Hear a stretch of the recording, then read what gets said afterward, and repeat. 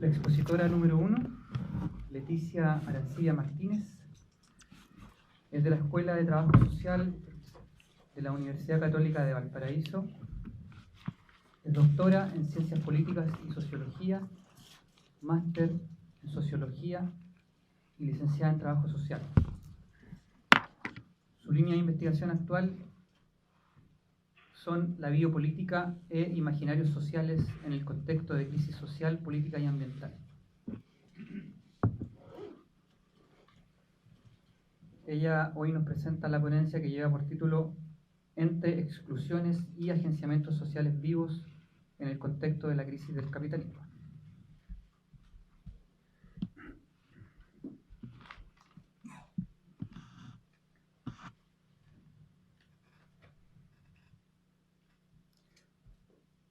El nombre del expositor número 2 es Carlos Araneda, en conjunto con Rodrigo Velázquez y Soledad Vélez. Su filiación institucional es la Pontificia Universidad Católica de Chile, la Facultad de Educación. Es licenciado en Ciencias Biológicas, Pontificia Universidad Católica de Chile, y profesor en Educación Media en Ciencias Naturales y Biología, Pontificia Universidad Católica de Chile.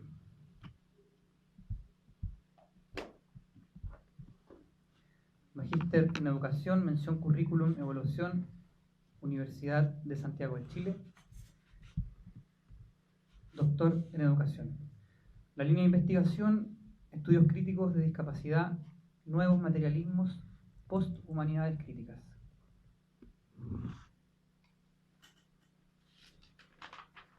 El nombre de la segunda ponencia es Cartografías del presente y luchas minoritarias para la producción diferente de investigación educativa.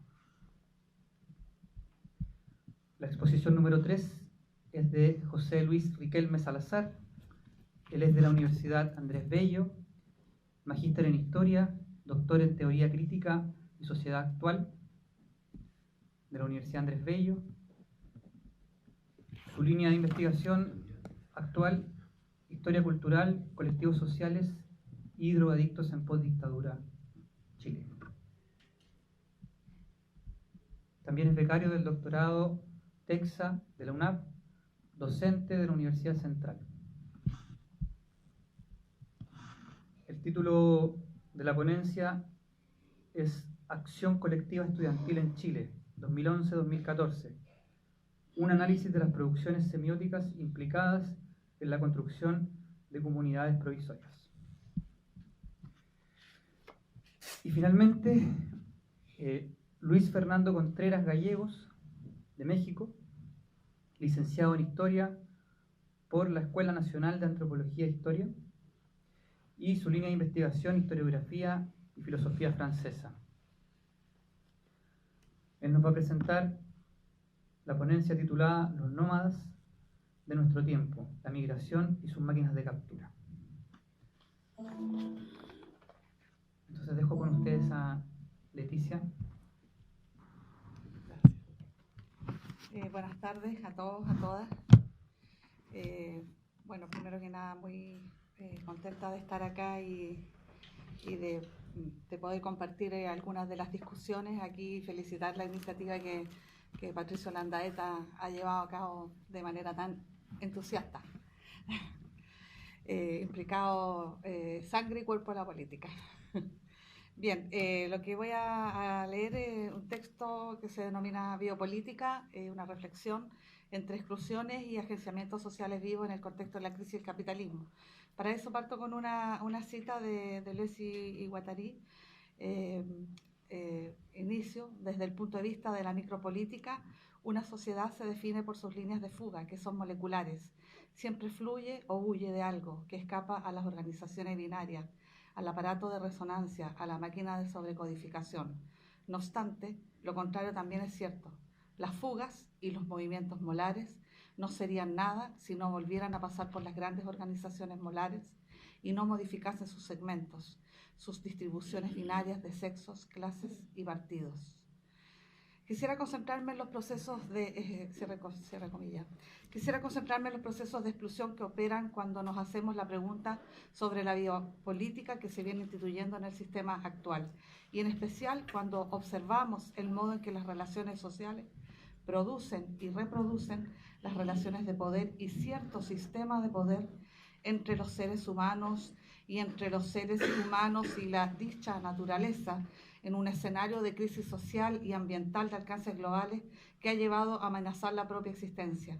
La exclusión que comporta la biopolítica instituida podemos evidenciarla a la luz de los problemas y fenómenos tan disímiles que se expresan tanto en la escuela, en el espacio escolar, en la educación, como en los conflictos medioambientales, en el sistema de salud, pero también en los procesos de expulsión y migración, en la violencia de género, en el racismo, así como en los dilemas de la precarización de la vida y del trabajo que se acentúan.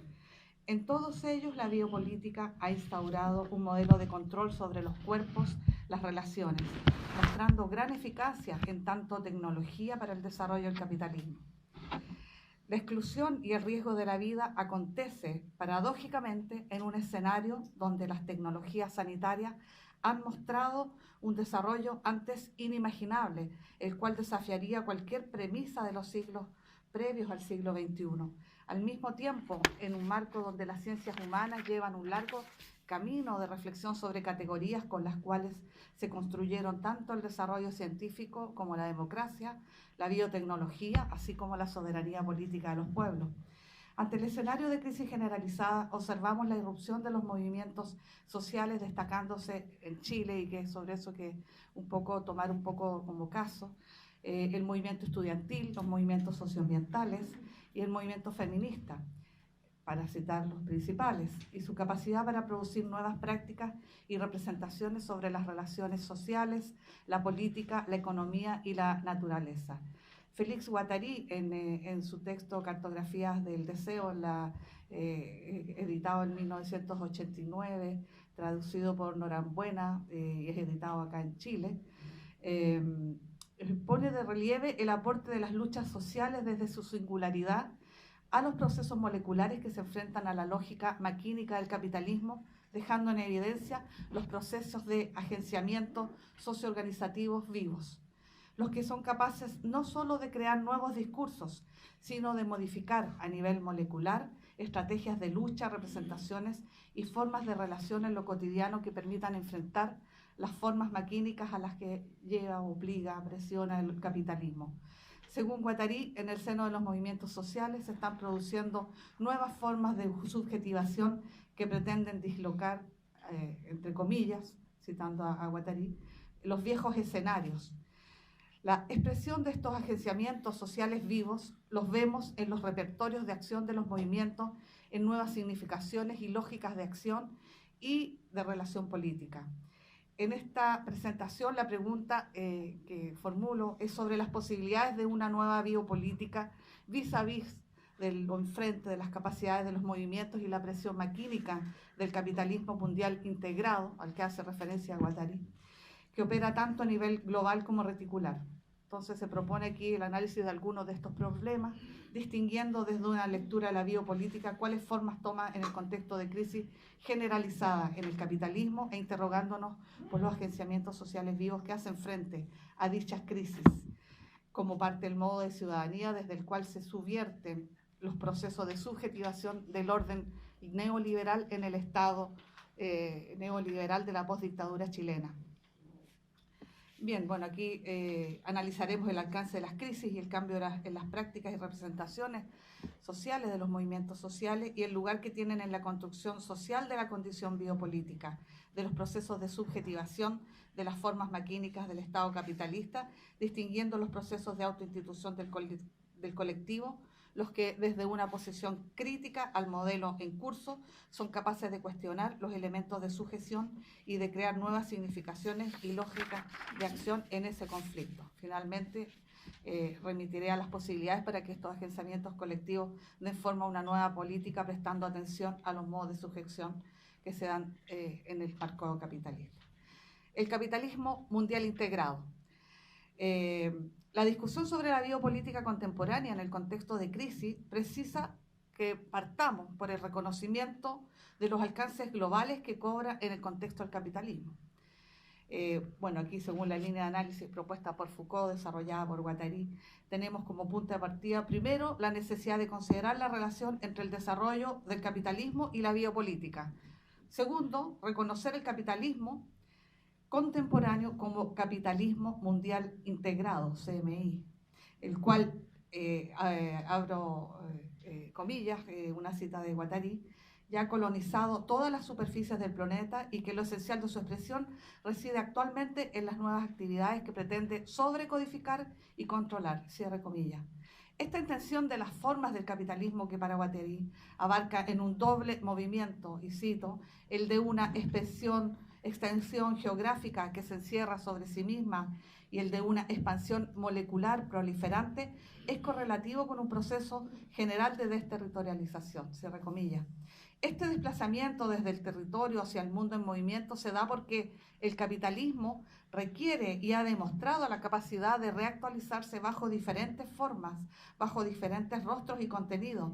Entonces, cuando entra en crisis bajo ciertas formas sociales de organización, como el de la sociedad industrial en Europa, o el intento por diversificación o intensificación de las formas de producción, en el estado actual, el capitalismo desarrolla lo que Guattari denomina su axiomática propia, que hace que se funda ya no en el derecho o el programa, sino en las prácticas de acumulación, explotación y consumo, implicando las relaciones de poder y los modos de producción en cada contexto.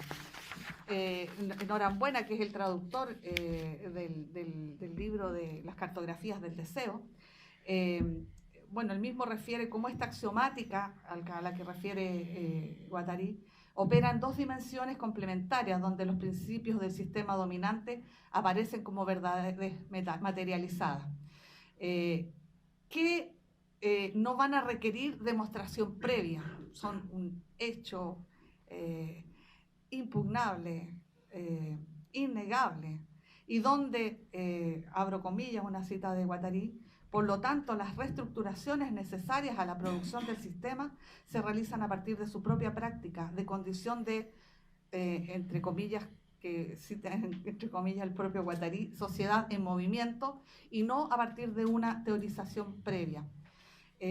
Bueno, vemos que Félix Guattari se interesa en analizar el capitalismo distinguiendo las implicancias de tres elementos principales. Uno, sus sistemas de producción, de expresión económica y de axiomatización del socios. El otro, las nuevas segmentariedades que desarrolla a nivel transnacional. Bueno, él habla del nivel europeo y nivel molecular. Tercero, lo que denomina, aquí una cita de Guattari, las máquinas de guerra revolucionaria, los agenciamientos de deseo y las luchas de clase desde el punto de vista de sus objetivos, de sus referencias y de sus formas, de sus modos de acción. Cierre comillas. La perspectiva señalada por el autor nos proporciona un diagrama móvil que permite seguir el análisis de los conflictos que se expresan como brazos de un mismo cuerpo, de múltiples cabezas, desterritorializando en múltiples espacios, se extienden captando dominaciones, resistencias, flujos y nuevas líneas de fuga que revelan a la vez la condición y la indeterminación. Bueno, esto significa prestar atención a la producción de la economía política y la extensión bajo la forma de legitimación o crítica que se desarrolla en distintas escalas, a nivel planetario como a nivel local, materializado o subjetivado, y los agenciamientos de deseo y las luchas de las máquinas revolucionarias en sus objetivos, referencias y modos de acción. Bueno, hagamos una referencia a la biopolítica, porque estoy haciendo referencia a la biopolítica. Aquí, principalmente como antecedente de la biopolítica, nosotros sabemos que surge principalmente en el contexto de lo que trabaja Michel Foucault en los cursos en el Collège de France de marzo de 1976, pero también aquí tomando algunas de las contribuciones de Agamben, Espósito, Guattari, que incorporan otras lecturas. Foucault muestra cómo la biopolítica aparece portando un conjunto de saberes desde el siglo XVI al siglo XVIII, que van a ir expresando a lo largo de ese tránsito una serie de tecnologías, saberes y sistemas que fueron desarrollándose y se extendieron dando forma a un conjunto de saberes y prácticas. Foucault detalla en Las palabras y las cosas de 1966, abro comillas, la unidad sólida y cerrada del lenguaje en la experiencia clásica, cierre comillas, y la tarea en la reproducción de la episteme clásica, donde la clasificación de los saberes, la indexación de los organismos del mundo permitían ordenarlo bajo un sistema de identidades y diferencias que se concitaban tanto en la designación de la ley como en las taxonomías impuestas a los elementos de la naturaleza. Aquí, en este caso de la episteme clásica, la tarea fundamental, y aquí abro comillas de Foucault, la tarea fundamental del discurso clásico es atribuir un nombre a las cosas y nombrar su ser en este nombre. Durante 2 siglos, el discurso occidental fue el lugar de la ontología. Al nombrar el ser de toda representación en general, era filosofía, teoría del conocimiento y análisis de las ideas. Al atribuir a cada cosa representada el nombre que le convenía y que, por encima de todo, el campo de la representación disponía la red de una lengua bien hecha, era ciencia, nomenclatura y taxonomía. Cierre comillas. Para Foucault, el orden se ligará a la búsqueda de un método que permita conducir el pensamiento por el camino certero de la ciencia. En este sentido, Bacon propone la necesidad de encontrar una nueva lógica, un nuevo orden para la investigación científica, que haga posible el progreso del conocimiento, mientras que Descartes establece un conjunto de reglas como método para que la inteligencia pueda alcanzar la verdad de la que es capaz. En Hobbes, en el Leviatán, aparece la misma necesidad de ordenar geométricamente los signos y conceptos para fundar una ciencia política que legitime las relaciones de poder entre los hombres. La figura del orden implicará la significación de los elementos que lo componen, con el establecimiento de elementos centrales y sus partes, así como regulaciones en función de este ordenamiento del mundo, aplicado a la ciencia, los saberes, las representaciones y la política. La biopolítica en ese contexto significará una anatomopolítica del cuerpo humano, donde la preocupación se centra en la identificación del cuerpo humano bajo la premisa indexadora, ordenadora de los organismos, nominadora y los saberes del mundo.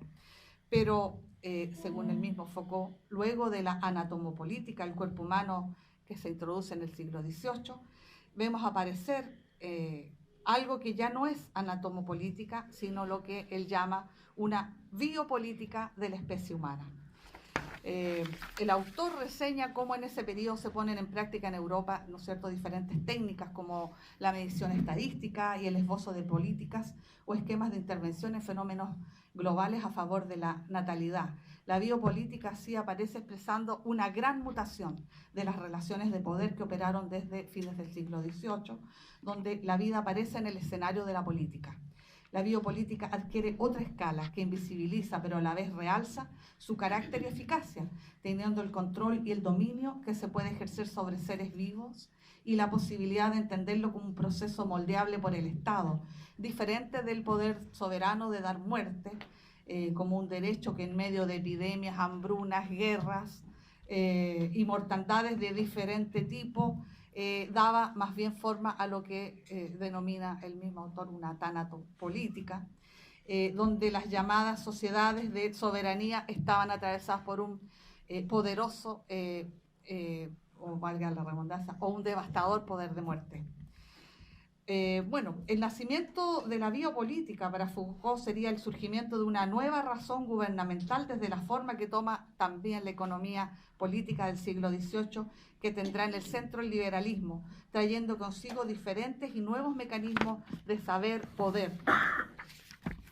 Eso aparece en el nacimiento de la biopolítica, en el curso del Collège de France de 1978-1979. Este cambio se expresa como una nueva tecnología de poder, según Foucault, donde la voluntad de dominio se extenderá sobre un cuerpo, un nuevo cuerpo, la población, la que en tanto objeto múltiple constituye un problema político. Aquí se fija entonces un cambio en la dimensión y escala desde la que se expresa esta nueva tecnología de la biopolítica y la política que otrora se concentrara en la teoría del derecho que separaba el individuo del cuerpo social que originaba el contrato, de modo tal que el poder, y aquí cito a Foucault, ya no tiene que vérselas solo con sujetos de derechos, sino con seres vivos, y el dominio que puede ejercer sobre ellos deberá colocarse en el nivel de la vida misma. Con ello, el contexto nuevo se concentrará en un problema a la vez científico y político como problema biológico y de poder. Por lo tanto, dentro del pensamiento Foucaultiano solo habrá política en el marco más amplio de la gubernamentalidad. La relación que establece este autor entre gubernamentalidad y biopolítica dejará en evidencia, según López, un arsenal tanático del que se valen el liberalismo y el neoliberalismo para hacer vivir a una parte de la población. La relación de exclusión y mutua explicación entre SOE y BIOS, producción biopolítica de la vida nuda. Bueno, al intentar construir la definición de la biopolítica, las diferentes formas en que se ha abordado, aparece como diversos aspectos de un mismo problema general vinculado al régimen de saber y poder, implicado en las nuevas definiciones de cuerpo, vida, política, que emergen al fines del siglo XX. El aporte, aquí voy a señalar el aporte que hace Agamben porque estamos hablando de esta implicación entre SOE y BIOS que lo pone en la discusión Giorgio Agamben en sus textos y toda su producción de Homo Sapiens. Él aporta en la comprensión de la biopolítica desde el pensamiento occidental europeo, desarrollando una crítica a la forma que se va a prefigurar desde la definición de filosofía clásica, la escisión entre SOE y BIOS, que instituye una inscripción de lo político desde una concepción teleológica que excluye a la posición del cuerpo, SOE, del campo de lo político, otorgándole el carácter de nuda vida, lo cual sería asimilable a la de un animal sin logos, mientras que BIOS determinaría el carácter propio del ser humano que vive en comunidad y es capaz de desarrollar un ejercicio político. Bueno, aquí me voy a saltar las citas de Agamben porque veo que el tiempo transcurre. La exclusión e inclusión que referencia Agamben en la comprensión de las implicancias de la vida política tiene su correlato en la filosofía clásica, especialmente en Aristóteles, quien al hacer alusión a la vida considera que es solo en el mundo político, es decir, en la polis, donde el ser humano puede desarrollar una buena vida. La exclusión de la SOE remitirá a la condición corporal del humano, debido a que el cuerpo es el que se encuentra afectado por las necesidades cotidianas y no cotidianas de la vida. Y también, por otra parte, el BIOS es solo en lo político, en el plano de lo político, donde el ser humano deja el ámbito de las necesidades y alcanzaría, aquí ya citando a Aristóteles, el nivel más alto de autosuficiencia que nació a causa de la vida, pero subsiste para el vivir bien. Entonces allí aparece marcado este vínculo directo que se establece entre vida y política, SOE y BIOS, que excluye el cuerpo o la pulsión propio de la SOE, dejándola fuera como pura naturaleza, pero al mismo tiempo estableciendo condiciones de control de lo político a través del BIOS, volviéndolo por lo tanto teleológico. De este modo, bajo la forma de la vida racional, la biopolítica entrega una finalidad y se instituye como heteronomía, en palabras de Castoriadis, que justamente refiere a esta par autonomía, heteronomía. Es preciso advertir en esta construcción, esta distinción y esta apropiación por parte de la política de estas exclusiones, sobre las maniobras de ocultamiento de la exclusión sobre la que se funda la biopolítica. Pues cuando la biopolítica coincide con la política y la negación de la inscripción en el cuerpo, la mera vida puede ser sacada de todo contexto a un extremo tal que puede ser aniquilada sin que entre en la esfera de lo punible, del mismo modo como Arendt presenta en su libro Eichmann en Jerusalén, el modo en que opera la banalidad del mal bajo lo que Rebaud-Dallon denomina la desnaturalización del imperativo ético. La sofisticación de medios técnicos de represión y exterminio que hemos observado desarrollarse en la historia del siglo XX, bien vale la pena interrogarse desde la pregunta de Agamben. ¿Por qué la política occidental se funda sobre la exclusión de la nuda vida? Esto, bueno, lo podemos ver y multiplicar esta respuesta en varios casos. En el caso del nazismo en Europa, que pretendió depurar el cuerpo social de la alicaída y derrotada Alemania, intentando construir una identidad bajo el delirio racista, extendiendo sus fronteras, desterritorializando física y psíquicamente, anexando nuevos países, pero también promoviendo bajo el terror o el convencimiento nuevas subjetivaciones políticas bajo la idea del Tercer Reich. También lo observamos en el caso de la Operación Cóndor en Chile y en Latinoamérica, donde se observa la disputa para imponer una nueva biopolítica, para lograr exterminar aquello que quedaría fuera de la dominación del Estado capitalista y que no se ajustara a las necesidades del capital. En un nuevo escenario de liberalización económica que se empieza a desarrollar desde 1971, crisis del petróleo, pero también que ya se iniciaba y fijaba sus condiciones de posibilidad desde los acuerdos de Bretton Woods y los nuevos organismos financieros, FMI, Banco Interamericano de Desarrollo, Banco Mundial, que se encargarán de ofrecer la apertura a la ganancia del mercado a escala planetaria. Bueno, aquí me voy a saltar para alcanzar a ver una parte, porque justamente lo que me interesa poner al centro tiene que ver con la posibilidad que nosotros vemos a partir de los movimientos sociales, donde en el contexto de las crisis de las democracias, crisis económicas, precarización de la vida, explotación de recursos en dinámicas de globalización, agudización del conflicto de las lógicas extractivistas que ponen en tensión las relaciones entre diferentes niveles y entre diferentes grupos y poderes de la sociedad, implicando a los seres humanos, el cuerpo y la naturaleza, que amenazan la sostenibilidad de la vida misma. Los movimientos sociales han puesto en la discusión nuevos paradigmas contra las hegemonías instituidas en el capitalismo neoliberal. En el momento actual, la primacía de la ideología y las formas del neoliberalismo se caracteriza por una marcada racionalidad instrumental mercantil y por la operatoria de una tanatopolítica que aparece en Chile en los procesos de represión y exterminación que operaron en la dictadura con el repliegue de la población y la comunidad política al ámbito privado, despolitizando los conflictos y provocando una fractura en el sistema social, distanciando las dinámicas del cuerpo social y la política instituida que trae sus consecuencias hasta hoy.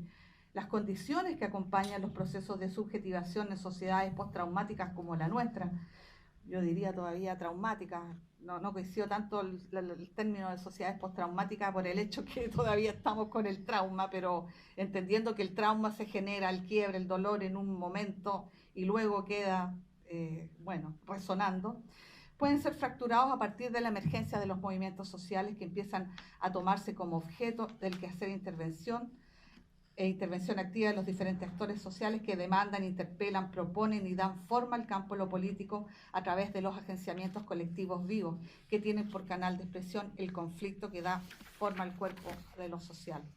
Entonces, los movimientos sociales, sin embargo, bueno, aquí yo me quedé un poco corta con el tiempo, pero sí no quiero terminar antes de dar cuenta, porque los movimientos sociales portan una potencia, este encuentro entre los sujetos a partir del reconocimiento de los problemas, significaciones, tensiones comunes, desafíos colectivos, objetivos comunes, solidaridad, interacción, que es lo que marca todo movimiento social, son elementos muy potentes que permiten generar estos quiebres, estas subjetivaciones contestatarias que van a cuestionar la primacía de un imaginario autoritario que nosotros portamos y se ha construido desde la colonia y acentuado en los momentos de crisis en Chile. Entonces, portan ese potencial. Sin embargo, también es preciso establecer, y aquí volviendo un poco a Foucault, que algunos de estos conflictos que se están expresando hoy día a nivel medioambiental, a nivel de la violencia contra las mujeres, a nivel de la exclusión en el campo educativo y en otros ámbitos, ¿es posible revertir esta biopolítica generalizada a nivel global instalada por el capitalismo?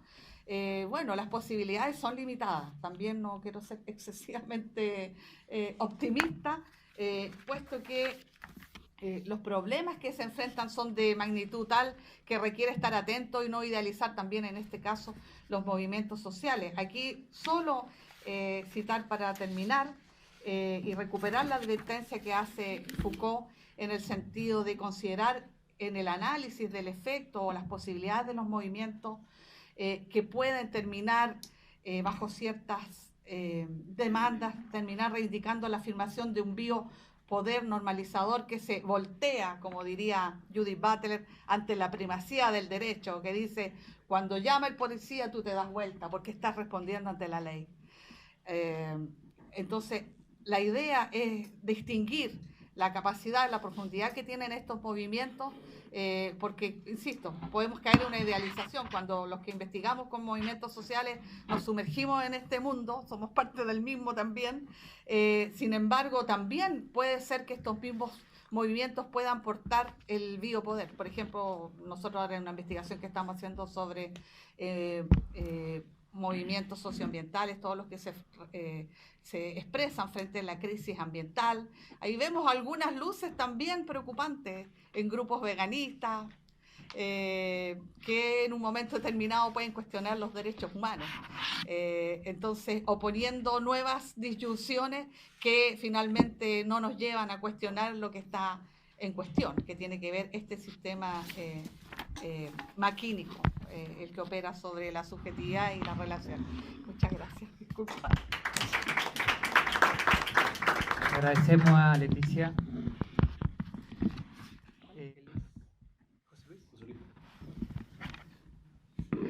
¿Ya? Hola, buenas tardes. Bueno, primero que nada agradezco el espacio. Voy a tratar de que las respuestas se ajusten a los 20 minutos. Bueno, lo que yo voy a presentar es una parte, un recorrido de los principales aspectos de mi propuesta de tesis doctoral. Soy candidato, por cierto, doctor, todavía no he desarrollado la tesis. ¿Ya? Y la propuesta tiene este título, Acción Colectiva Estudiantil en Chile, 2011-2014, el periodo, un análisis de las producciones semióticas implicadas en la construcción de comunidades provisorias. Bueno, la presentación recorre, como dije, aspectos de mi propuesta de investigación doctoral. Esta, a partir de un reconocimiento del carácter heterogéneo del movimiento estudiantil, en el periodo que mencioné, busca visibilizar aquellas fuerzas sociales que no han sido consideradas en anteriores estudios referidos a la materia. Para lograr el cometido se exploran algunas indicaciones de Guattari y de Les Guattari pertinentes para analizar la cobertura más mediática del movimiento estudiantil, con objeto de dar cuenta cómo las fuerzas sociales son semiotizadas a través de un proceso de exposición y repetición en el cual se exhiben intensa y constantemente algunas particularidades del movimiento social, ocultando otras singularidades constitutivas de este. Pese a este proceder, dentro de los mismos más media se podrían rastrear la aparición de colectivos sociales a los que Bifo ha denominado comunidades provisorias, cuya característica sería la concurrencia de una multiplicidad de singularidades, su impulso creacionista y su no subordinación a un canon identitario. ¿Ya?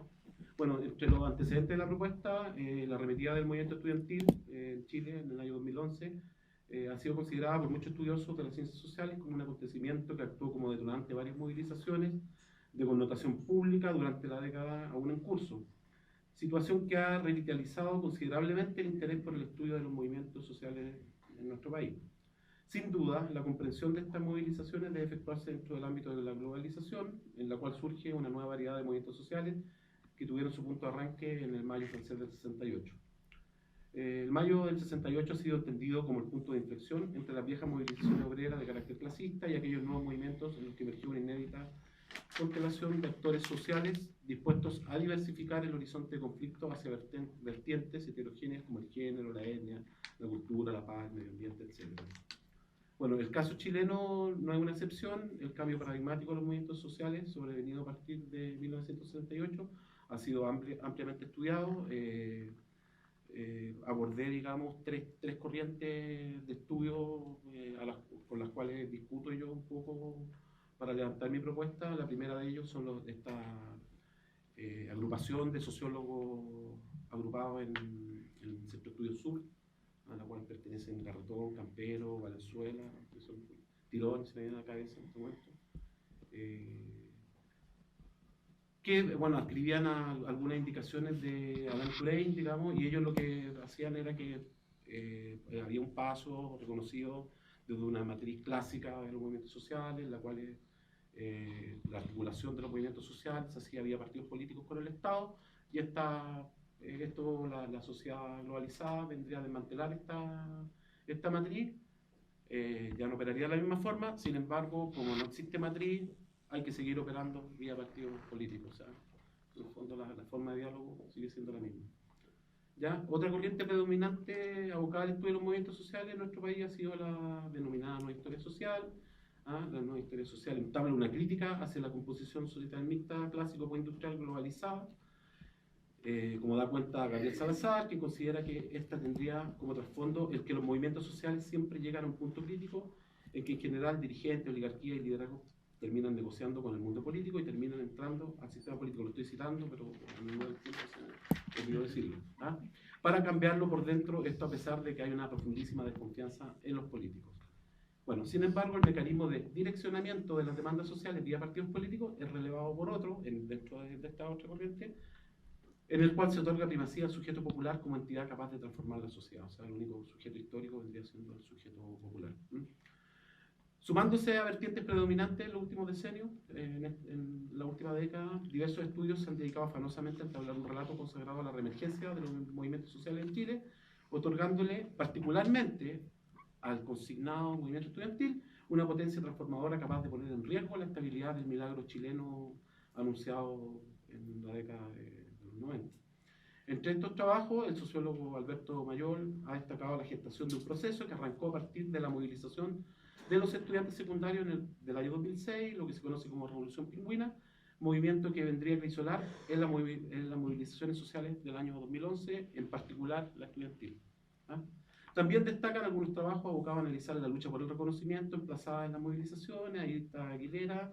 Otros se han preocupado por la repercusión que la protesta social de los estudiantes ha tenido en las políticas públicas. Ahí están los trabajos de Marco Fernando Lavés, son los que más conozco, o bien centradas en la significación que ha tenido la lucha contra el lucro y la consecución de una educación pública gratuita como horizonte de la acción colectiva. Ahí estoy citando, también estoy omitiendo a Juan Pablo Paredes.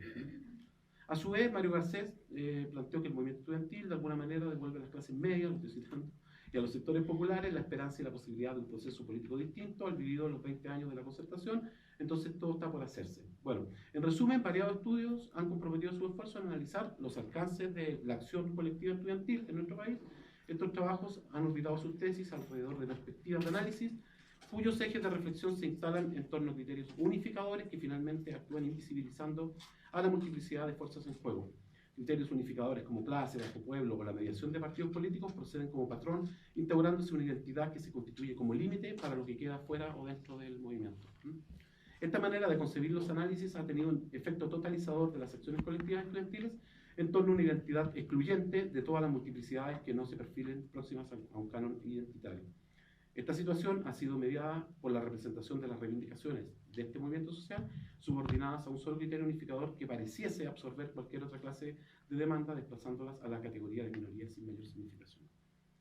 Consideramos indispensable elaborar una propuesta que se aboque a analizar estas multiplicidades que no han sido abordadas por los estudios comprometidos en la materia, buscando mostrar el desarrollo de las fuerzas sociales significadas bajo el nombre de movimiento social estudiantil, desde una perspectiva en la que se visibilicen las singularidades que dan actualmente una forma heterogénea a las acciones colectivas. ¿Ya? En los últimos 25 años, varias propuestas teóricas sobre las sociedades contemporáneas inscritas en el contexto de la globalización han enfatizado el carácter difuso de las formas sociales y de su modo de organización política. Bauman la denominó modernidad líquida, al nuevo escenario social inestable. Por su parte, Hart y Negri reconocieron la existencia de un nuevo orden global en el que destacaron la aparición de actores sociales, emplazados como nuevos referentes revolucionarios que denominaron con el nombre de multitud, entendiéndolo como una nueva versión de la clase revolucionaria, poseedora de un carácter singular y autónomo que, sin embargo, no es asimilable a la noción de clase debido a su naturaleza imprecisa de definir. Félix Guattari identificó la existencia de este orden total, alcanzando todas las superficies del planeta, denominándolo capitalismo mundial integrado, una versión avant la lettre de nuestras actuales reflexiones en torno a la globalización, como bien ha dicho Francisco Martínez. Una característica determinante del CMI, según Félix, y ahí está la cita que hizo la colega, porque tengo la misma cita, así que no la voy a leer. ¿Ya? Bueno, se produce un acercamiento integral, llega a todos los puntos del planeta. Es la misma cita, así que nos parecería plagio si yo la menciono, del trabajo, que la hubiese tomado recién. Dentro del nuevo escenario global, el Estado se comporta como un mero operador del CMI, por lo que uno de los mecanismos de uso privilegiado para cooptar a las fuerzas sociales ha sido la mediatización de estas a través de los más medios, como da cuenta Guattari, ¿ya? Los medios de comunicación de masas, con su respectiva regulación estatal, se constituyen en una importante estrategia por la cual la acción colectiva es mediatizada. La mediatización de la cual son objetos los movimientos sociales se lleva a cabo a través de un proceso de exposición y repetición en el cual se exhiben con mayor intensidad y constancia algunas particularidades del movimiento social, a la vez que se obvian o se muestran con menor frecuencia otras singularidades de este. La exhibición continua de algunas variables promueve el surgimiento de una constante, produciéndose un efecto de unificación. El resultado de este proceder es que aquellos aspectos obviados o de menor exposición mediática serán entendidos como minoritarios por la opinión pública. El CMI, citó Guattari, al no estar ya en una fase expansiva a nivel geopolítico, debe reinventarse sobre los mismos espacios de acuerdo con una especie de técnica de palimpsesto, que opera invisibilizando en un acto de ocultación los aspectos desfavorables a su funcionamiento, al tiempo que hace ostensibles aquellos que le son posibles de soportar. En el caso particular de los colectivos estudiantiles movilizados en el año 2011, año en que se desata una revuelta social en la que fueron activos protagonistas miles de jóvenes, ahí algo me pasó con bueno, desde los meses de abril a agosto del mencionado año se pudo apreciar en la prensa cómo el movimiento va evolucionando en su convocatoria en las numerosas marchas desarrolladas por las calles de las principales ciudades del país.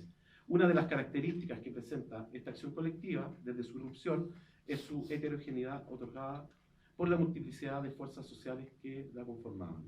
Sin embargo, la cobertura otorgada a las movilizaciones por parte de los medios de comunicación, por medios de comunicación tan mediáticos como el Mercurio, La Tercera, La Última Noticia o La Cuarta, hizo visibles en sus publicaciones a un grupo restringido de dirigentes que no necesariamente fueron representativos de la multiplicidad de fuerzas sociales presentes en la acción colectiva, lo que constituye un acto de ocultamiento de la verdadera complejidad de su composición. ¿Ya? Deleuze y Guattari han comprendido la semiótica significante como un proceso en el cual la repetición constante del significante otorga el sentido al significado, lo que produciría la semiotización de este. La semiotización es un proceder que se hace extensivo a variados ámbitos, como son la política, la ciencia y, por cierto, los medios de comunicación de masas, en donde sería utilizada profusamente. El accionar de la semiótica significante obliga, o al menos sugiere, enérgicamente, a través del proceso de exposición-repetición de un mismo contenido, un entendimiento común de lo que es un determinado fenómeno social. En el orden de esta acción colectiva, la técnica del palimpsesto se manifestó en concordancia con el proceder de la semiótica significante, interviniendo el impacto público que el estallido social desató a través de un control de la representación de las acciones colectivas en los más medios.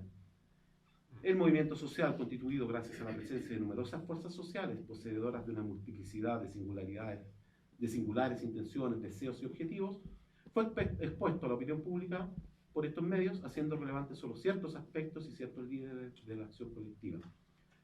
En este sentido, cito a Deleuze y Guattari, los periódicos, las noticias proceden por redundancia en la medida en que nos dicen lo que hay que pensar, retener, esperar, etc.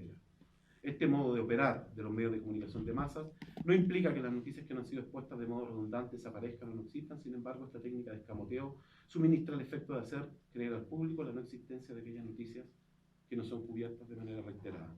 Para Guattari, el objetivo de la técnica del palimpsesto consistiría en borrar, neutralizar y suprimir todas aquellas variables existentes en esta acción colectiva, capaces de lastimar de manera seria el funcionamiento del capitalismo mundial integrado. Lo que se estaría haciendo en los más medios, por medio de la exposición redundante de solo algunas variables, sería lo que Deleuze y Guattari llaman rostrificación. Rostrificar al movimiento social a través de una semiotización que esconde al cuerpo de este. La rostrificación de la acción colectiva tendría por objeto segmentar a esta en dos horizontes de disímil significación. Por un lado, el segmento rostrificado representativo de una mayoría plausible de ser atendida en sus requerimientos, por el otro, el cuerpo ocultado, reducido, exhibido como minoría poco significativa. Un ejemplo de cómo se produciría el proceso de rostrificación de esta acción colectiva pudo ser apreciado en las disputas llevadas a cabo durante el transcurso del año 2011 en la posfecha. Entre las diferentes fuerzas sociales se establecieron profundas diferencias entre el grupo más numeroso, denominado ultra y tachado de antisistémico, en la segunda y en otros medios de comunicación, los militantes de las juventudes comunistas y el resto de los estudiantes agrupados en la concertación y otros, estos últimos con bastante menos presencia dentro del movimiento. Pese a no pertenecer al grupo más numeroso de la acción colectiva, desde abril de aquel año, las figuras más requeridas por estos medios de comunicación, influyentes, por cierto, fueron dirigentes que lideraban las federaciones de la Universidad de Chile, la Pontificia Universidad Católica y la Universidad de Santiago, ninguno con adscripción al grupo que era más numeroso. De esta forma se fue ratificando un movimiento en torno a estas figuras consideradas emblemáticas por la prensa, creándose un efecto de unificación de esta acción colectiva heterogénea, que obvió la multiplicidad de actores convergiendo en él, ocultando su capacidad de vinculación con otros actores, como dan cuenta, por ejemplo, las numerosas marchas efectuadas en contra de la construcción de Hidroaicén, en que los estudiantes se unieron a esa causa medioambiental, constituyéndose en activos protagonistas de esto.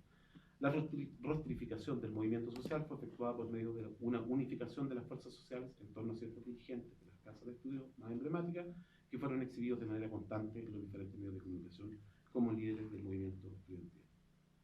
Otra situación que también fue obviada por los más medios en agosto del 2011 fue el rol determinante que tuvieron los estudiantes secundarios, especialmente aquellos agrupados en la ACES, Asamblea Coordinadora de Estudiantes Secundarios, en hacer que el problema de la educación se convirtiese en un problema que afectaba al conjunto de la población del país, como reconocen años más tarde una de estas dirigentes, que es Eloisa González, en el año 2016, y también el propio Giorgio Jackson, una vez que ingresa a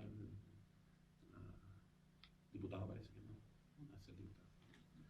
La rostridad del movimiento estudiantil expuesta en los medios vendría dada por un conjunto de redundancias que opaca la multiplicidad de singularidades que lo conforman, y que están representadas por diversas fuerzas, tanto colectivas e individuales, poseedoras de variadas pretensiones que no son exhibidas en los más medios. Sin embargo, este rostro de la acción colectiva, por último, y aquí cito a Deleuze y Guattari, sobre todo encarna la línea de fuga que el régimen significante no puede soportar, es decir, una desterritorialización absoluta que ese régimen debe bloquear o que solo puede determinar de manera negativa, precisamente porque excede el grado de desterritorialización, por muy elevado que este sea ya, del signo significante. De esta manera, el rostro del movimiento social constituye un límite de lo que es admisible en el ámbito de las pretensiones contenidas en esta acción colectiva. A su vez, el cuerpo, considerado como resto de la rostridad de la acción colectiva, instituye un exceso a las posibilidades que soporta el capitalismo mundial integrado o el Estado asociado a este, siendo omitida su difusión en los más medios, tanto como sea posible. Por otra parte, las líneas de fuga mencionadas por Guattari son como tangentes que atraviesan rostro y cuerpo del movimiento social, por las cuales se desplazan todas aquellas aspiraciones de las fuerzas sociales que no han sido semiotizadas en los medios de comunicación capaces de romper con esta sujeción semiótica. La opresión que ejercerían los medios de comunicación se efectúa a un nivel mental y afectivo que dispone las subjetividades para admitir lo expresado en los más medios como verdadero e irrefutable. ¿Ya? Bueno, el montaje mediático ocasiona la aparición solo como un efecto muy poderoso de una sola comunidad formada en torno a una identidad unitaria. Pese a lo anterior, Bifo ha reflexionado en torno a la existencia de otras comunidades diferentes en el orden de las fuerzas sociales, en las que no hay pertenencias sino singularidades que se encuentran, lo estoy citando, denominándolas comunidades provisorias. Estas comunidades coexisten al interior del movimiento estudiantil con aquella que ha sido semiotizada por esta prensa influyente, en la cual la edificación de una identidad se ha constituido en el eje de su ordinación. La concurrencia de múltiples singularidades, según Bifo, por parte de las fuerzas sociales provoca una inestabilidad que precisa diferenciar entre la noción de agenciamiento como proceso creacionista y la idea de resistencia. Para Bifo, la resistencia es lo contrario al creacionismo. Por contrapartida, el agenciamiento es el modo en que las fuerzas creacionistas, sean individuales o colectivas, se vinculan de modo creacionista operando en concordancia con sus deseos. La resistencia se organiza, los agenciamientos surgen sin subordinaciones. En los agenciamientos es la comunidad provisoria que se funda sobre lo posible, sobre el deseo y sobre las intenciones, sobre la promesa y la expectativa. De manera diferente a la resistencia que se ordena en torno a una totalización, identidad o unificación. Durante el año 2013, los líderes más mediáticos del movimiento estudiantil, que debiese llamarlo Acción Colectiva Estudiantil, se abalanzarían en campañas políticas con la intención de ocupar cargos parlamentarios en el Congreso Nacional. Esto aparece en el diario La Segunda, otorgando la razón a las acusaciones entabladas 2 años antes en su contra cito el periódico, de querer transar con la política convencional y renegando de un movimiento social que, cito al diario El País, desde sus inicios desconfió profundamente que la política se hiciera desde el Estado y por el contrario propugnaban que la vida pública transitaba por la sociedad y no por las instituciones de la democracia representativa. Quienes vieron en estos líderes durante el año 2011 una capacidad creacionista inusitada hasta ese entonces en el ámbito político chileno, quizás se sintieron decepcionados. De manera paralela, en algunos medios de comunicación se anunciaba que, en el diario El País, la calidad de los liderazgos ha decaído tanto por el desgaste natural del proceso como por las características propias de los dirigentes actuales. Lo fundacional les otorgó a Camila Vallejo y Giorgio Jackson una fuerza y carisma que los líderes del 2013 no tienen. La existencia de comunidades provisorias que se agencian en esta acción colectiva requieren de una molecularización de los objetivos de análisis, como bien propone Guattari, lo que permitiría diferenciar aquellas fuerzas que prosiguen libres de la semitización provocada por los más medios, de otras que han sido ratificadas por los medios de comunicación. En marzo del año 2014 apareció un artículo en el diario La Tercera titulado Las 1000 cabezas del movimiento estudiantil, en el que se describe que el asambleísmo, la izquierdización, la desconfianza en las fuentes de poder tradicionales, la búsqueda de alianzas con otros movimientos sociales, son características de los múltiples colectivos que conforman las fuerzas sociales, dando cuenta de que los estudiantes movilizados no se sentirían representados por los líderes emblemáticos que ese año debutaban como flamantes diputados en el Congreso Nacional. Aunque algunos de estos colectivos tienen vínculos con otros del pasado, la mayoría no supera la década de existencia y muchos de ellos vienen del 2011. Esta situación hace posible, por una parte, vislumbrar la existencia de esta multiplicidad de singularidades emplazadas en las numerosas fuerzas sociales que conforman nuestra acción colectiva, dejando entrever que es posible rastrearlas, dentro de los mismos medios de comunicación que han ocultado su existencia, buscando de manera sistemática su aparición en estos. El que una gran mayoría de los colectivos con presencia en esta acción colectiva durante el año 2014 hubiese cobrado existencia durante la última década, al tiempo que muchos de estos se viniesen desarrollando desde el año 2011, posibilita un ensanchamiento de la mirada analítica de los estudios del movimiento estudiantil hacia lo que Mauricio Lazarato ha denominado como política menor, en la cual estas comunidades provisorias anunciadas por Bifo serían capaces de crear un mundo aditivo, lo estoy citando, donde el total no está jamás hecho y que crece aquí y allá, no gracias a la acción de un sujeto universal, sino a la contribución de singularidades esparcidas.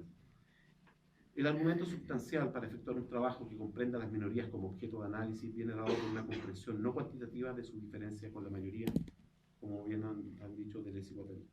La distinción entre minoría y mayoría es ante todo cualitativa, en primer lugar debido a que, lo cito a Guattari, según un teorema de la teoría de conjuntos, la totalidad de las minorías supera todas las mayorías posibles y todas las totalidades posibles.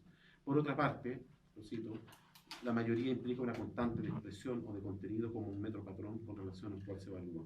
La mayoría constituye un canon que estima lo que queda dentro y fuera del estándar y difícilmente este se ajusta con lo que se piensa como la media de la población. En ese sentido, la mayoría supone un estado de poder y de dominación y no a la inversa. Bueno, las consideraciones finales son que el valor de esta propuesta de trabajo para mí viene dado por su pretensión de ampliar el horizonte de las investigaciones que hasta ahora se han efectuado en el ámbito de los actuales trabajos sobre movilizaciones sociales inscritas en el contexto del capitalismo mundial integrado, haciendo posible una indagación referida a las minorías que se han situado por fuera de la rectificación del movimiento estudiantil efectuado por los medios de comunicación. De este modo, la investigación pretende convertirse eventualmente en un aporte debido a que vendría a complementar el cuadro de lo que es el movimiento estudiantil, ampliando el horizonte de comprensión desde una perspectiva diferente a la que examinamos en los antecedentes.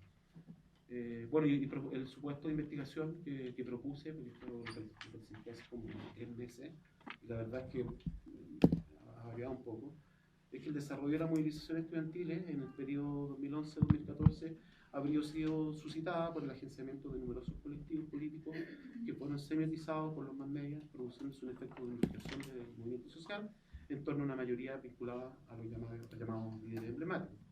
Pese a esta situación, numerosas comunidades provisorias, tildadas de minoría, sin significación, se condujeron de modo disímil al que fue rectificado en torno a los liderazgos mediáticos de este movimiento social, manteniéndose invisibilizadas a propósito de la semiotización emprendida desde los más medios.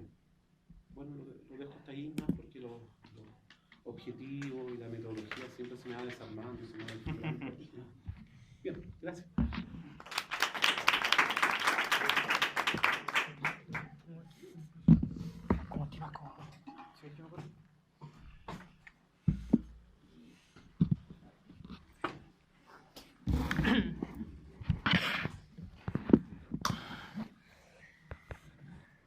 agradecemos, José Luis.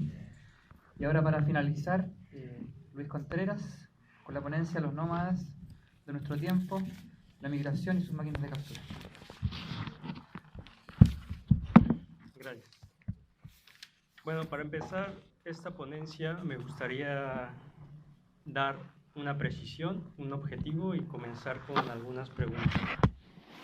La precisión sería que esta ponencia no tiene para nada que ver con el análisis minucioso de una frontera o de un caso migratorio bien específico, sino por el contrario, ver una aproximación teórica y analítica de cómo acercarse a este proceso migratorio y de cómo pensarlo de distinta forma a como se ha venido pensando a lo largo de diferentes años, puesto que los procesos migratorios se han pensado en gran parte como complementos o algo que encaja bastante bien en el proceso del capital, porque se piensa que estos migratorios únicamente llegan a otros lugares a ser absorbidos por los engranajes del capitalismo y que en ese sentido pues engrosan o enriquecen la misma dinámica. Por el contrario, esta ponencia tiene pensado articular una idea del migrante como una figura de resistencia o como una figura que busca alterar estas líneas del capitalismo mismo. Bien, igual, esta precisión la hago porque no se puede hablar de una generalización de que en todas las migraciones se dé el mismo tipo de resistencia. Y de la misma forma, no se puede hablar de que en todas las migraciones, en todas las fronteras o en todas las caravanas existan los mismos mecanismos de captura que buscan anular u obliterar sus fuerzas. Son mecanismos distintos que habrá que precisar y ver cómo se implementan en cada frontera bien específica. Las preguntas que me gustaría hacer es ¿qué hay en juego en la migración? ¿O por qué es tan perseguida? ¿Por qué si justamente los análisis muestran, como lo venían haciendo desde hace algunas décadas, que la migración muchas veces encaja bien con los mecanismos y con los engranajes del capital, como es el caso de Estados Unidos, que en Estados Unidos pues la mano de obra aún es muy necesaria y por lo tanto la migración le viene bien? ¿Y qué es lo que vemos? Que la migración es sumamente perseguida, es sumamente satanizada. ¿Por qué se da este tipo de contradicción? Y segunda, otra pregunta que me gustaría hacerles, y esa sería bueno que la desarrolláramos en las preguntas, porque pues hacer todo un trabajo minucioso sobre ella en esta ponencia me quitaría bastante tiempo, es ¿por qué pensar a la migración, como lo dice el título, como una cuestión o como un fenómeno nómada? Cuando el mismo Deleuze, en 1000 mesetas, nos dice que no hay que confundir migración con nomadismo y que no es lo mismo, ¿no? Deleuze incluso los ve algunas veces como antitéticos. ¿Por qué pensar la migración como nomadismo si el mismo Deleuze nos ha dicho que la migración no debe pensarse de esa forma? Esas serían dos. Bien, ahora sí comienzo. Justamente lo que me interesa es ver por qué la migración resulta ser tan conflictiva para el capitalismo. Pero ¿cómo debemos pensar el capitalismo? El capitalismo no es esta abstracción homogénea o totalizante que algunas veces se piensa de forma monolítica, donde impera muchas de las veces en los análisis la cuestión de los mecanismos y de los sistemas de producción, sino que yo creo que pensar el capitalismo desde Deleuze y de otro pensador que igual me sirve mucho para esta reflexión, que es Michel Foucault, debe de pensarse como un sistema o como un conglomerado de relaciones heterogéneas, variables, mutantes que van cambiando, y lo más importante, lo que nosotros debemos de subrayar, es que son relaciones reversibles y que justamente en esa capacidad o en esa potencia de reversibilidad yace la esperanza para la construcción o para la articulación de modos de existencia, de modos de sensación, de modos de percepción otros. Justamente estos saberes o estas conjugaciones menores que se van formando dentro del propio capitalismo, visto desde el ámbito deleuziano, muchas veces se cae en distintos errores, porque se piensa comúnmente que por un lado están las diversas y las heterogéneas relaciones, como lo han nombrado, del capitalismo mundial integrado, y que del otro lado están las resistencias y los saberes menores. Pero lo que pocas veces nos percatamos es que cuando nosotros hacemos un análisis de ese tipo, se cae en una dualidad, y justamente ahí se cae en lo más antidelesiano que se pueda pensar. ¿De dónde nacen entonces estos saberes menores o estas conjugaciones de resistencia que alteran y disuelven, desarticulan o algunas veces hasta dislocan las propias líneas del capitalismo? Pues nacen de las propias líneas del capitalismo. Estas líneas algunas veces se ramifican, se elabora una cesura sobre ellas y ahí se conjuga y se construye un saber menor que le hace frente. Y justamente en esta conjugación o en esta articulación, el capitalismo crea sus mecanismos de captura que han de someter a esas fuerzas para volverlas a reintegrar a sus propios planes o a sus propias líneas. Y de la misma forma, no podemos decir que ahí donde hay resistencia o ahí donde se construye una potencia menor que hace frente al capitalismo, se mantiene en una línea pura, sino que justamente en estos saberes menores o en estos conflictos o en estas resistencias que buscan revertir las operaciones del capital, muchas veces se tiende a recaer en los mismos procesos que generan y propician y efectúan el desdoblamiento del capitalismo. En ese sentido, debemos de pensar estas líneas de fuga como cuestiones que se van diversificando y que se van implementando y van saliendo de los propios lineamientos del capital. Segundo, quisiera poner sobre la mesa otra aclaración, que es el modo táctico del capitalismo, o como se ha mencionado en esta forma guattariniana de nombrarlo, del capitalismo mundial integrado, que es justamente no actuar, como se dijo apenas hace unos momentos, únicamente cuando la resistencia ya está ahí, cuando ya está latente, sino que el capitalismo, y esto es más propio de Michel Foucault, tiene una operación o una operatividad táctica y estratégica porque puede implementarse o puede surgir ahí donde incluso todavía no existe dichos saberes menores o dichos focos de resistencia. Se antepone a ellos. Tiene esta capacidad de visualizar dónde puede emerger una zona de conflicto o una zona que altere todas sus líneas y anteponerse a ella y a implementar ahí con anticipación mecanismos y engranajes de captura que sometan a esas potencias virtuales que aún no emergen, a esas potencias menores que aún no emergen. Esa sería una. Bien, ¿qué es lo que está en juego entonces con la migración? Se puede pensar a la migración como una potencia menor que disloca, que pone en crisis o que pone en tensión líneas específicas del capitalismo. Lo que yo propongo es que sí, y que justamente como en la migración se dan estas tres potencias, se dan estos factores que dislocan, ponen en tensión, ponen en crisis al capitalismo mismo, pone en juego tres mecanismos específicos de captura, o al menos son los que a mí me interesan delimitar, que yo les he llamado administración de fuerzas, secuestro de fuerzas y anulación de las fuerzas. ¿Qué es lo que está en juego en la migración y por qué es tan perseguida? ¿Es el color de piel? ¿Es la cultura? ¿Qué es? Lo que yo sostengo aquí es que lo que está en juego en la captura y en la persecución sobre las migraciones es el factor de la movilidad misma. La movilidad es antitética al capitalismo y lo ha sido desde el siglo XVIII. Desde el siglo XVIII, cuando se consuman las sociedades industriales y liberales, vemos cómo se oponen a formas de vida anteriores a él que son propias de la Edad Media y que son vidas nómadas.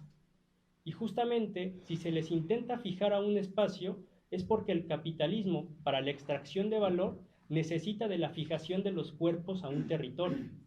La extracción y la acumulación del capital solo se vuelve posible a partir de esa fijación, a partir de esa cristalización, y ahí, a partir de mecanismos como los que ya se han mencionado, de disciplina y de biopolítica, se busca implementar a todas esas fuerzas y plegarlas al sistema productivo. Si el cuerpo se encuentra en un sistema de movilidad o en un sistema o en una dinámica de migración permanente, esos mecanismos no sirven. Esos mecanismos no logran efectuarse de la manera que necesitan. Y por lo tanto, ahí viene el problema para el liberalismo y el capitalismo, que la migración pone en tensión a todos esos mecanismos, pone en tensión a los mecanismos de la disciplina y pone en tensión a los mecanismos de la biopolítica. Los cuerpos, como vimos en el capitalismo, tienen una relación muy específica con el territorio, una relación de cristalización donde ellos están bien fijados en este territorio y mientras más fijados estén, más fácil es ejercer un control, un disciplinamiento o una biopolítica sobre ellos. Ahora, ¿qué es lo que sucede? Entonces, ¿qué es lo que se pone en tensión? Que justamente la migración implementa otro modo de relacionarse con la tierra, otro modo de relacionarse con los cuerpos, porque rompe un elemento muy específico del capital, que es esta operatividad de dicotomizar. El capitalismo dicotomiza, y en este sentido dicotomiza en el territorio a partir de las cuestiones identitarias de ciudadanía, entre un nosotros y un aquellos, un amigo, un enemigo, un ciudadano, un no ciudadano. Además, si algo pone en tensión también la cuestión de la migración, es que se dificulta la conversión del trabajo vivo en trabajo abstracto. Y por lo tanto, la conversión y la captura del trabajo no se vuelve posible si no están los cuerpos rígidos en un territorio, bien fijados. Ahora, estos migrantes también tienen otro tipo de factor, porque como nos dice Deleuze, en el nomadismo y en las máquinas de guerra que se articulan ahí, lo que importa no solamente es la destrucción y la puesta en tensión que cometen, sino también la potencialidad creativa que ponen en marcha. Entonces no solamente destruyen, sino que también crean, sino que también generan. Y aquí hay que subrayar el potencial utópico de las migraciones, porque muchos de ellos migran hacia otras partes con la intención bien específica de articular otros modos de justicia, otros modos de existencia y otros modos de relacionarse. Pero ahora sí, atendemos la cuestión de los mecanismos de captura. ¿Cuáles son y en qué consisten? El primero es la administración de fuerzas. ¿Y en qué consiste? Justamente en los estriajes que se recaen o que acometen sobre la propia movilidad. Y aquí me gustaría hacer una precisión muy específica, que todo estriaje para administrar la movilidad es siempre un estriaje lumínico, un estriaje de luz. ¿Qué quiere decir esto? Que solamente se puede gestionar la fuerza, solamente se puede gestionar un cuerpo en el sentido que se le vuelva visible. Un cuerpo visible es un cuerpo puesto a la administración y a la gestión de las fuerzas. Y aquí es donde vemos que justamente esto empata con ciertos mecanismos o dispositivos de identificación que buscan que el cuerpo se vea cubierto de una escritura que lo persigue incluso por fuera y más allá de sus fronteras. Es el caso de México con un dispositivo muy peculiar que se llama la matrícula consular de alta seguridad. ¿En qué consiste esto? Que justamente cuando los cuerpos están en otro territorio, por lo general en Estados Unidos, se vean supeditados por este formato administrativo, y este formato administrativo permite recuperar todo lo que su cuerpo produce, toda la riqueza que generan en otro país, y regresarla al propio territorio, y que esta riqueza no escape de los impuestos, o que este proceso de identificación y de identidad no se altere.